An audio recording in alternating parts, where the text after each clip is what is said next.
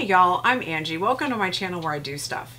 If you're new here, thank you for joining me, and if you're a returning subscriber, thank you for coming back. In today's video, I'm going to take a pretty popular project and kind of tweak it. So just about every Dollar Tree DIY YouTuber has made a tiered tray at some point. And not only do I not like the style, because they're all like Farmhouse or shabby chic, and that's just not me. I'm not really sure what my personal style could be described as. Probably something like vintage garage sale mixed with modern junkyard. But the designs are also, I believe, flawed. So almost all of them use the extremely flat and flimsy pizza trays. And then they also use pie plates, which have like a really tall edge all the way around, so it doesn't really, the design doesn't go together. And then they also use the candlesticks, which have a really wide base, as they should, since they're candlesticks, but the problem is it takes up so much room on the tray. So I think I solved that problem, and we'll see how it turns out. A list of everything I've used is in the description box below.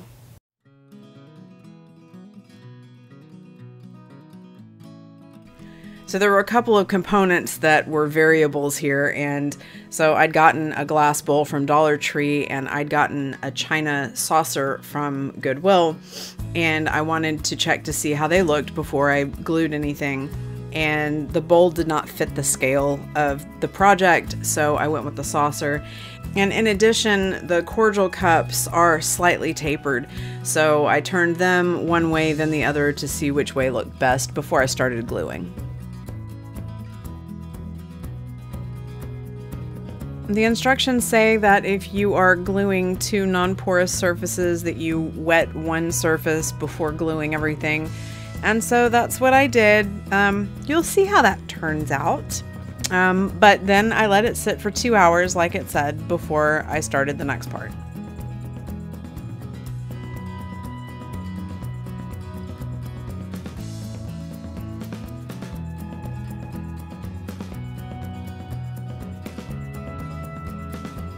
So I ended up giving this the first coat of chalk paint, and the reason I went with chalk paint is because, number one, I already had it. If you haven't seen the video where I made a cow bone into a work of art, then I'll put a card up for you to check that out now. Check it out later. Don't check it out, up to you. But I already had the paint, so I also know that chalk paint sticks to anything pretty much without any priming, so I figured this was, you know, with it being glass, this was the perfect occasion. So that's why I'm using this particular chalk paint.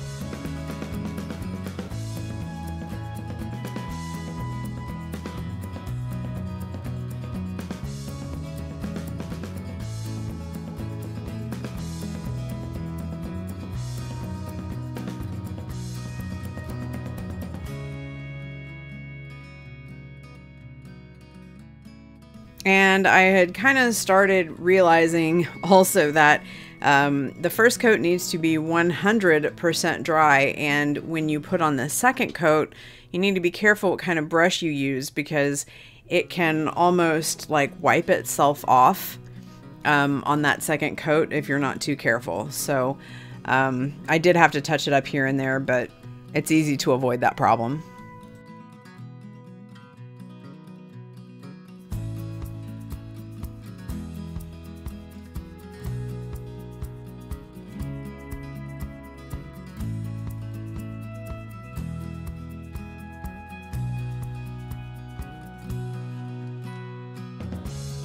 So I put on the first layer of silver, and if I had known how sheer the silver paint was going to go on, I probably would have just gone ahead and bought some gray chalk paint to use as the base coat. But it was too late for that, so I just went with it, and you know, it ended up working out. You'll see.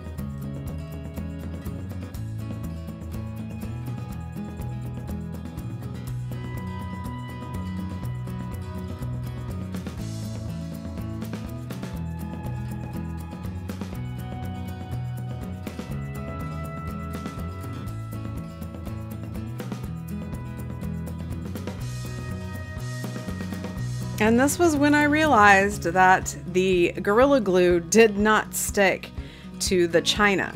It worked fine with the plate, not the china. I don't know why, but I had to come up with another plan pretty quickly.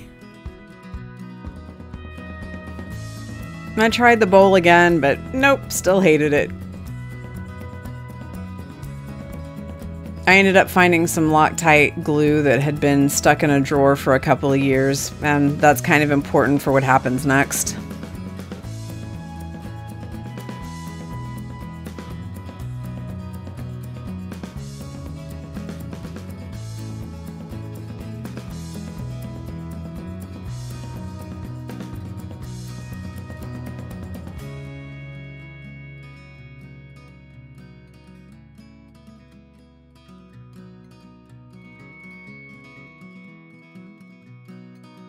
But I am nothing if not industrious, so I just dug it out of the bottle with a Q-tip.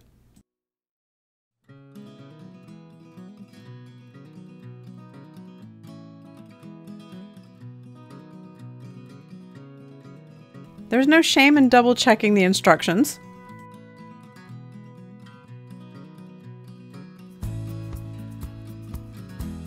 If you're enjoying today's video, make sure you give it a thumbs up. It really does help support the channel. And make sure you follow me on all my socials. I also have a website and Etsy, and I have a podcast. You can find all the information about that in the description box below.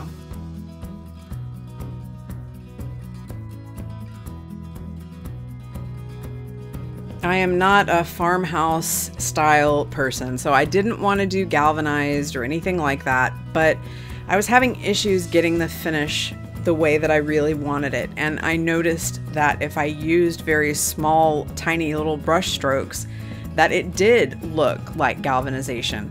And I was like, okay, it may not be what I want, but that's what I'm gonna end up with. And I think it worked. So it may not be what I really wanted, but I'm not mad at it. It looks okay.